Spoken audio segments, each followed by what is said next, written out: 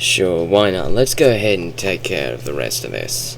Here's the 23rd and the final season of OG Dragonball.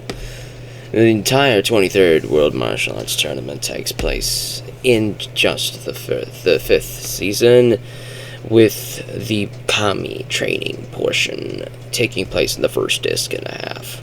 Which means the final 3 discs are all the 23rd, or are they? Well, the 5th disc is only 3 episodes long, and at the very end of this series, after Goku defeats Piccolo, there is a 5-episode filler arc where Goku and Chi-Chi have to go on an adventure to find the Bancho fan to put out Fry Pan Mountain to collect Chi-Chi's wedding dress that belonged to her mother. It's a sweet little farewell adventure with lots of mystical and spiritual, cool magic and wacky stuff that I absolutely love about this series.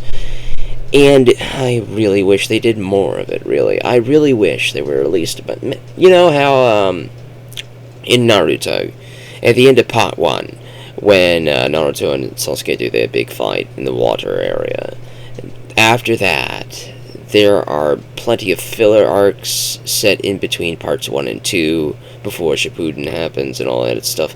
There's a bunch of stuff where Naruto goes and teams up with other groups of people and goes off to do all sorts of stuff. Yeah, that's filler arcs, but I'd rather have that done a little bit better here, where Goku, Tien, Yamcha, Chaozu, and Krillin go off and have their own adventures, and not big world-ending struggles or anything like that, but smaller stuff, smaller little adventures that could be repurposed into maybe a 1 to 2-parter, maybe a 3-parter, or even just single self-contained episodes. Maybe a self-contained episode just for Yamcha, a self-contained episode just for Krillin, a self-contained episode for Tien and Chaozu. There's plenty of things that you could have done just to satisfy the fans of this 5-man team here that he showed off at the end of volume 14. And I just love the image, this back cover image so much. You can see how much these guys have become a gang after all of these years, and these guys just have fun and hang out. I'd love to see just episodes where they do that, where they just go off and hang out. Maybe have them spar a little bit, show off the Tiens, get closing in on Goku, but then Goku shows off a new technique and all. It's just a bunch of fun. This is fun. This entire image is fun. But sadly, we don't get too much of that. When we move into the 15th novel here, we see more vehicles again, which I'm very happy to see. Toriyama loves his vehicles. He loves drawing the vehicles, and of course we have a number here indicating the 15th novel. Let's see if he has any vehicles in the title cards in volume 15. I think there are a couple here. Not a lot. Just a couple. Here's one where Goku gets married. Chi-Chi's the one driving because Goku hasn't gotten his license yet. That's some good little bits there. Nothing else here. Nope. And the final one is almost entirely Goku versus Piccolo. This entire 16th novel. The first couple of chapters is Piccolo versus Shen. Or in the anime, he's called Hero, because there's another character already called Shen, Tezuru Senin. I don't know why they didn't just call him Tezuru Senin or Master Tezuru, because, but whatever. So, I don't think he had much time to show off any vehicles in this one. But we can take a look. To see if he's got any vehicles in the title cards. No, just a bunch of fighting.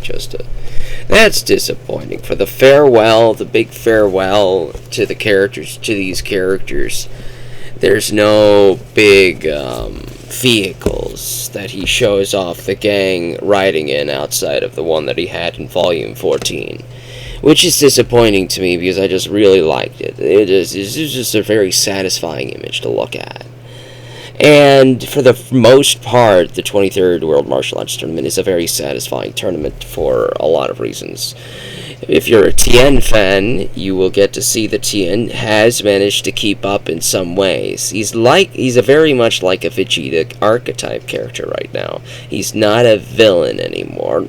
He's not exactly a completely good guy either, but he has morals, he has scruples, and he also really wants to defeat Goku. So he has trained his butt off in the past 3 years to catch up to Goku. And this also confirms for all viewers, all readers, that Tien would have been able to defeat King Piccolo in about 3 years had he dedicated himself to training instead of using the Mafuba instead. 3 districts would have been destroyed, but Tien would have been strong enough to defeat King Piccolo after 3 years. Because, as it states, Tien believed he could defeat Goku. A Goku who had defeated King Piccolo. By proxy, this means that Tien believed he had already surpassed the Goku that defeated King Piccolo. And he anticipated any training he would have had with Kami to be added into that, on top of his own training.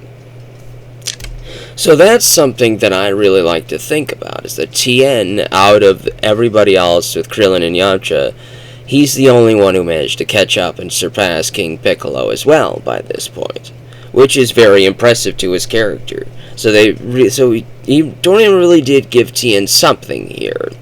He gives Tien pretty much like the third main character behind Goku and Kami position here. And technically, in the anime, Roshi does mention that the 4 finalists in the semifinals are pretty much the 4 strongest people on the planet. That would be Goku, Piccolo, Shen, who is Kami, and then Tien, which is very impressive. I really liked that little nod. It's not gonna last. It's not gonna last. It's not gonna last at all. But I'll take it while I can get it, you know. What about my other pet characters? How's Yamcha doing? How's Yamcha doing? Oh, goody. Well, let's see how Yamcha's doing. Oh,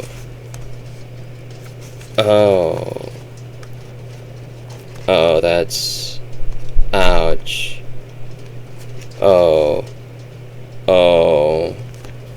I'm sorry, Yamcha. Well, I always said that he does get the Worf effect. Here he's going up against Shen, who is a human, but he's being possessed by Kami.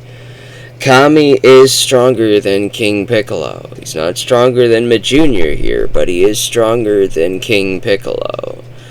So, Yamcha hasn't surpassed King Piccolo, which is very disappointing, because I would have hoped Yamcha and Krillin would have closed that gap.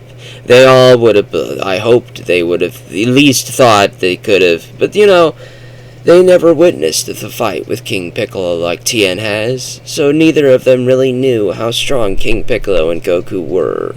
Tien is the only one that had first-hand experience of that battle, so he's the only one who really knew how to prepare for it for this tournament, so I guess that makes sense. But it is a good farewell to the character, because both Yamcha and Krillin do show off new techniques in this, and Tien shows off plenty of techniques in this. Tien's got his multi-form, he's got his I-beams, he's got all sorts of cool stuff he's got going on, but sadly Goku is just that far ahead of him now. And then, of course, the big gripe in the room and why this is the weakest of the 3 tournaments, even though it has some of the best fighting, is that it's the one that feels the least like a tournament. Especially in the anime. In the anime for the 21st and the 22nd tournament, especially the 22nd tournament, it gets extended. It feels like a festival. There's rides and events and stands and food concessions and all sorts of stuff that takes place in between the matches. You might have one match a day and then have them take the day off to enjoy a festival outside on Papaya Island, stay at a hotel, come back the next day for the next match.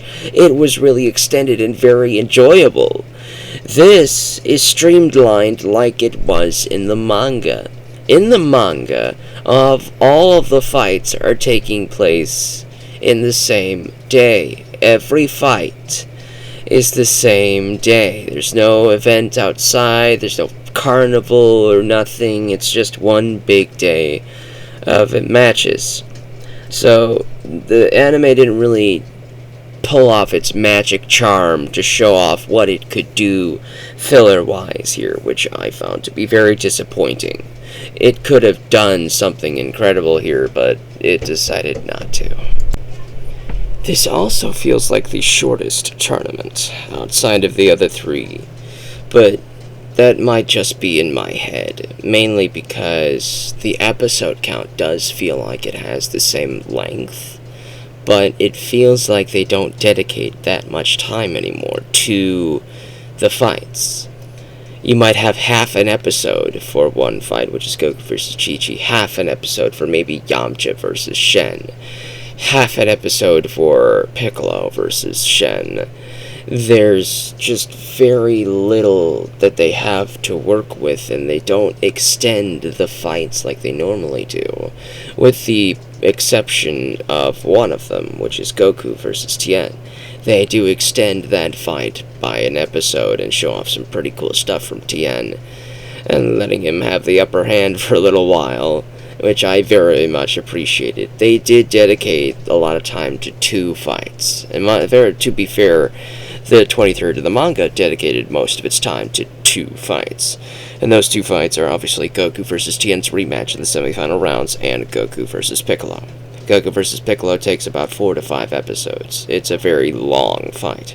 Goku versus Tien takes about 3-ish, maybe 4, half of a fourth.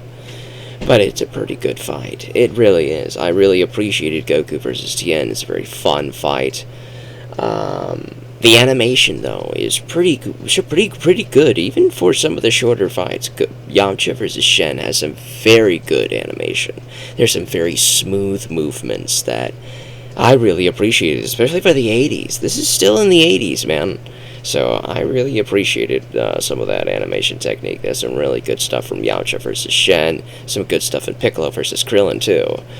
But the best fight is obviously Goku versus Piccolo. It's probably one of my favorite fights, but obviously it's also the most Dragon Ball Z looking fight in the entirety of OG Dragon Ball.